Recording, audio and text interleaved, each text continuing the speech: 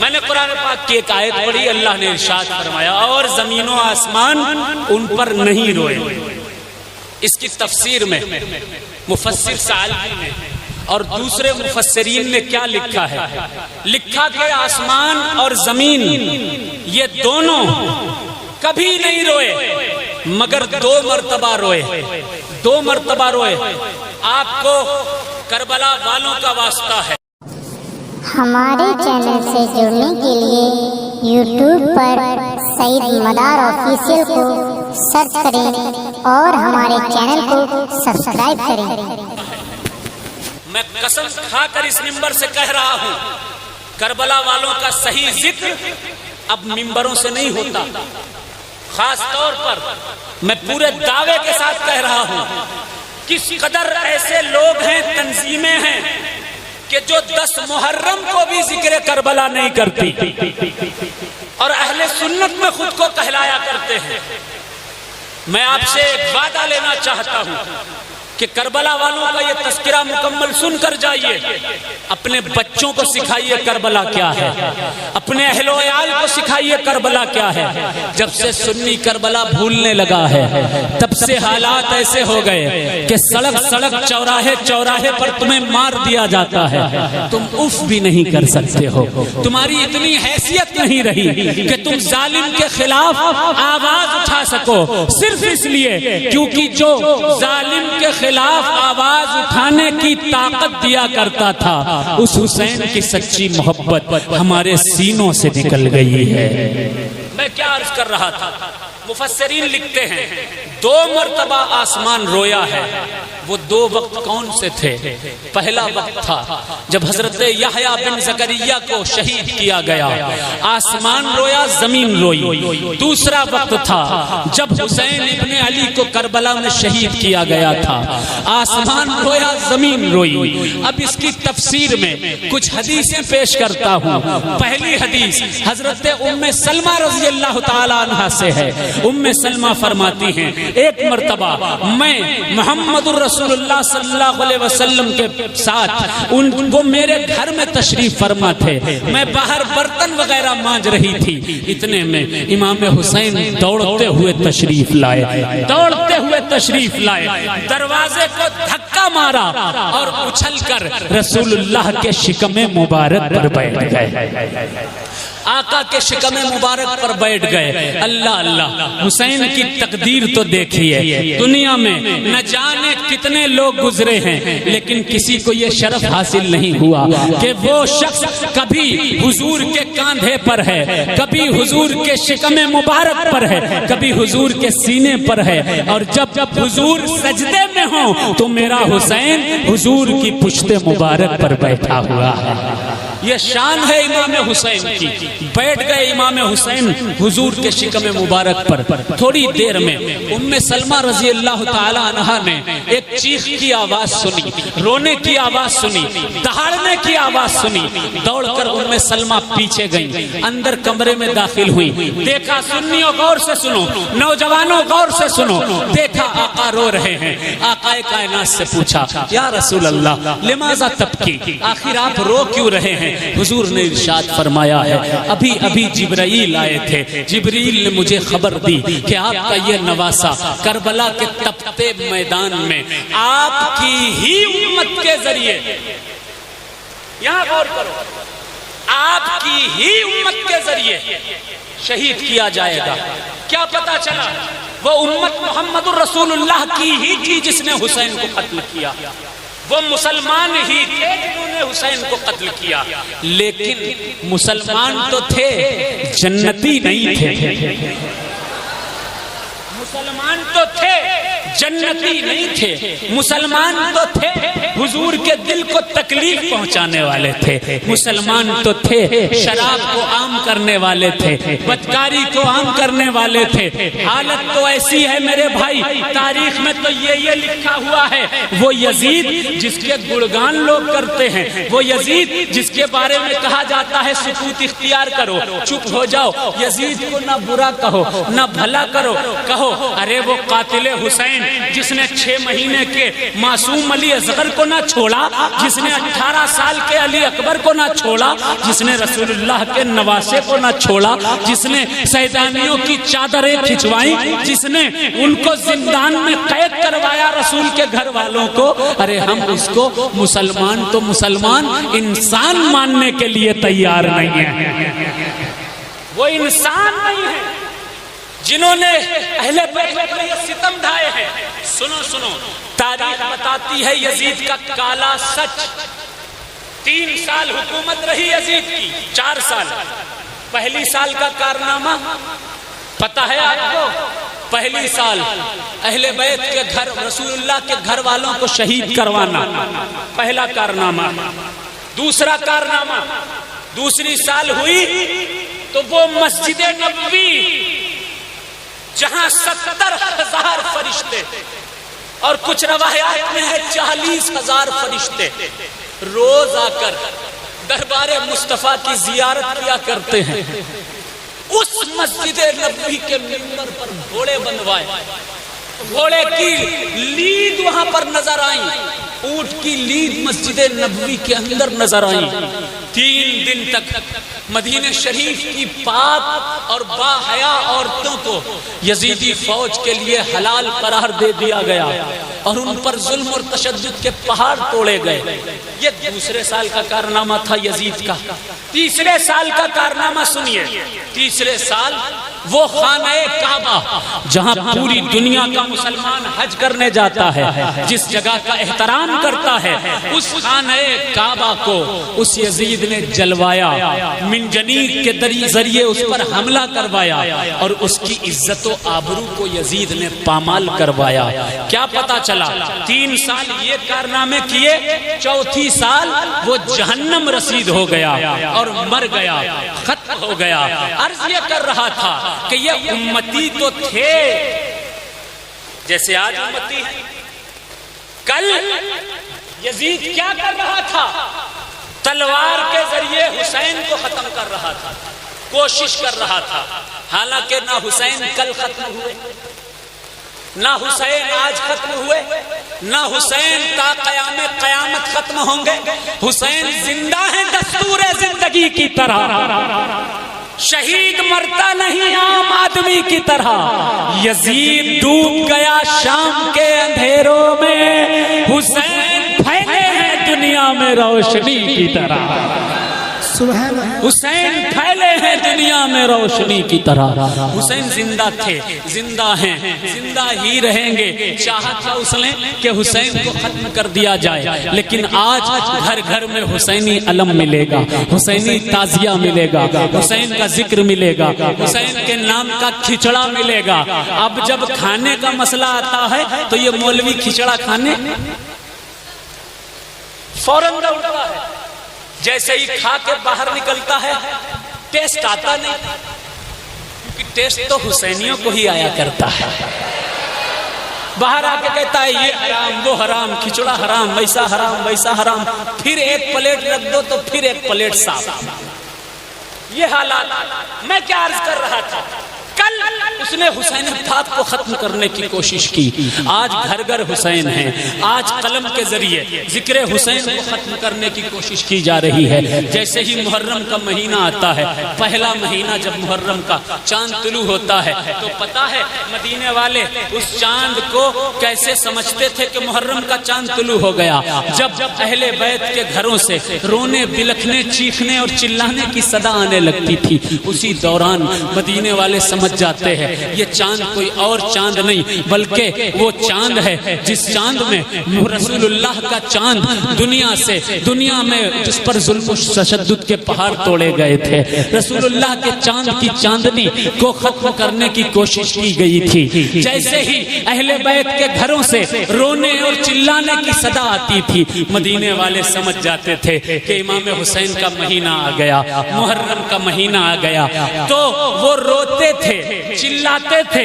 सिर्फ अहले बैत ही नहीं बल्कि हदीस पेश कर रहा हूँ। हदीस अल्लाह के नबी सल्लल्लाहु अलैहि वसल्लम को एक सहाबी अब्दुल्ला इब्ने अब्बास रजी अल्लाह ताला अन्हु ने ख्वाब में देखा कि रसूलुल्लाह तशरीफ लाए। एक चटियल मैदान है, उस मैदान में आकाए कायनात के बाल बिखरे हैं और सरकार का चेहरा गर्दालूद है, चेहरे के साथ साथ जिस्म गर्दालूद है। आका हाथ में खून की बोतल पकड़े हुए हैं। सहाबी ने पूछा, या रसूल अल्लाह, आपका ये हाल कैसा है, किस तरह का हाल बनाया है? आका इरशाद फरमाते हैं, ऐ अब्दुल्ला इब्ने अब्बास, शहीद तो कत्ल हुसैन आनफन, मैंने हुसैन का कत्ल अपनी आंखों से अभी अभी देखा है, अभी अभी हुसैन की शहादत देख कर आ रहा हूँ। पूछा अब्दुल्ला इब्ने अब्बास ने, हाथ में आपके क्या है? हुजूर ने इरशाद फरमाया, इस हाथ में करबला वालों का खून मौजूद है। जिस तारीख को उन्होंने ये ख्वाब देखा था वो तारीख कोई और नहीं थी बल्कि 10 मुहर्रम का दिन था और असर का वक्त था। अल्लाह अल्लाह, जिन तारीखों में रसूल रोए, फातिमा रोए, हसन रोए, हुसैन रोए, सिद्दीक़ अकबर रोए, उमर फारूक रोए, हजरत हमजा रोए, उम्मे सलमा रोए, उस तारीख का जैसे ही चांद निकलता है तो कुछ खारिजी ज़हन के मौलवी उसी वक्त फेसबुक पर, व्हाट्सएप पर, अपने मदरसों में, अपने मसाजिद में और अपने लोगों के जरिए मुहर्रम की मुबारकबाद देना शुरू कर देते हैं। अल्लाह अल्लाह, जब उनसे पूछो कि आखिर ये मुबारकबाद किसने दी? या रसूलुल्लाह ने नए साल की मुबारकबाद दी? तो कहेंगे नहीं। फिर पूछो क्या सिद्दीक़ अकबर ने दी? कहेंगे नहीं। फिर पूछो फारूक आजम ने दी? कहेंगे नहीं। फिर पूछो उमर हजरत अली ने दी? कहा नहीं। इमाम हसन ने दी? कहा नहीं। इमाम हुसैन ने मुबारकबाद दी मुहर्रम की? कहेंगे नहीं दी। तो हम पूछेंगे फिर भाई किस बात की मुबारकबाद दे रहे हो? अली अकबर जवान, अली अकबर इमाम हुसैन का शहीद किया गया, उस बात की मुबारकबाद दे रहे हो? 6 महीने का मासूम अली असगर तीर खाकर वो दुनिया से रुखसत हो गया जाहिरी तौर पर, इस बात की मुबारकबाद दे रहे हो? मासूम सकीना के कानों से बालियां छीनी गई, इस बात की मुबारकबाद दे रहे हो? 13 साल का कासिम दीन पर कुर्बान हो गया, इस बात की मुबारकबाद दे रहे हो? आखिर तुम्हारे पास दलील क्या है? पता चलता है उनके पास दलील कुछ नहीं है, बस उनका एक मकसद है कि जो सुन्नी लोग हुसैन का गम मनाते हैं, हुजूर की सुन्नत अदा करते हैं, उनके दिल से गमे हुसैन निकाल लिया जाए, मोहब्बत हुसैन निकाल दी जाए। मगर यकीन मानिएगा सुन्नियों, जिस दिन सुन्नियों के दिल से हुसैन की मोहब्बत निकल गई, कसम खुदा की, न दुनिया में तुम कामयाब हो सकते हो न आखिरत में तुम कामयाब हो सकते हो, क्योंकि तुम्हारी कामयाबी का की जामिन अगर कोई चीज है तो वो सिर्फ और सिर्फ मोहब्बत हुसैन अलैहिस्सलातु व तस्लीम है। बात समझ में आ गई? कोई दलील कहीं से नहीं मिलती मुहर्रम की मुबारकबाद की, मगर ये खारजी जहन के मालिकीन ये जबरदस्ती खुशियां मना रहे हैं। अब एक रवायत सुनो, रवायत 10 मुहर्रम के दिन जिन्नात भी रोए हैं गमे हुसैन। और एक हदीस सुनो, इमाम हुसैन अलैहिस्सलाम इरशाद फरमाते हैं कि इस दुनिया में अगर किसी शख्स की आंखों से एक आंसू भी मेरे गम का निकल जाएगा तो मैं कयामत के दिन उसको अपने साथ जन्नत में लेकर के जाऊंगा। अगर जन्नती होना है तो 10 मुहर्रम को शादियां मत करो, बल्कि 10 मुहर्रम को नबी के नवासे के लिए अपनी आंखों को गीला कर लो। हम सुन्नी मातम तो नहीं करते, सीना तो नहीं अपना टूटते, लेकिन अपनी आंखों से आंसुओं का सावन बरसा कर अपने नबी को राजी जरूर कर लिया करते हैं। अल्लाह हमें तौफीक अता फरमाए। आखिर में मैं आपसे एक बात अर्ज करना चाहता हूँ, सुनेंगे? कौन कौन थक गया है बताओ भाई? कोई थका तो नहीं? तो जरा मोहब्बत से एक बार कह दे या हुसैन। पूरा मजमा कह दे एक बार या हुसैन। एक बार और हाथ रख कह दे या हुसैन, या हुसैन, या हुसैन, या हुसैन, या हुसैन, या हुसैन, या हुसैन, या हुसैन, या हुसैन। सुनिए, ہم مسلمانوں کو ہندوستان میں کتنے سال ہو گئے؟ 1200 سال۔ 282 ہجری میں قطب المدار ہندوستان تشریف لائے۔ ان سے پہلے کوئی ولی باقاعدہ مکمل طور پر تبلیغ کے لیے نہیں آیا۔ مدار پاک کون تھے؟ تذکرۃ المتقین میں لکھا ہے حنفی تھے۔ مسلک امام اعظم کا نعرہ لگاتے ہو نا، اسی مسلک کے علم بردار کا نام قطب المدار ہے۔ مسلک امام اعظم لے کر آئے، صحابہ کی محبت ایک ہاتھ میں، اہل بیت کی چاہت ایک ہاتھ میں، مصطفیٰ کی محبت سینے میں لے کر جب ہندوستان قطب المدار داخل ہوئے تو لاکھوں کو نہیں بلکہ آج تک وہ اور ان کے ماننے والوں نے کروڑوں لوگوں کو دین کے تمام احکامات کی پابندی کرائی اور رسول اللہ کے دین سے آشنا فرما دیا۔ اب کچھ لوگ پہنچ گئے سعودی عرب، لیکن جب سعودی عرب پہنچے، سعودی عرب تو ہو گیا غضب۔ گئے تھے تو نہ عالم تھے، نہ علامہ تھے، نہ فہامہ تھے، نہ مولانا۔ آئے تو لگا کہ ان سے بڑا کوئی مولانا ہی نہیں، ان سے بڑا کوئی عالم نہیں۔ تھوڑی بہت ٹوٹی پھوٹی وہ بدو والی عربی بھی سیکھ لی تو بہت بڑے مجاہد اسلام بھی ہو گئے۔ ہائے ہائے ہائے ہائے، انہوں نے کبھی یہ نہیں سوچا کہ سعودی کی ہسٹری اور تاریخ کیا ہے۔ سعودی میں آج جو عقیدے ہیں وہ 1927 میں نہیں تھے۔ 1927 میں سعودی کا جو عقیدہ تھا، جب سعودی ہی نہیں تھا تو اس کا عقیدہ بھی نہیں تھا۔ آل سعود جب آئے تب سعودی عرب ہوا، اس سے پہلے کیا تھا؟ میرے مصطفیٰ نے فرمایا مجھے اگر سب سے پسند کوئی نام ہے عرب کا، کوئی علاقہ ہے عرب کا، تو وہ حجاز کا علاقہ ہے۔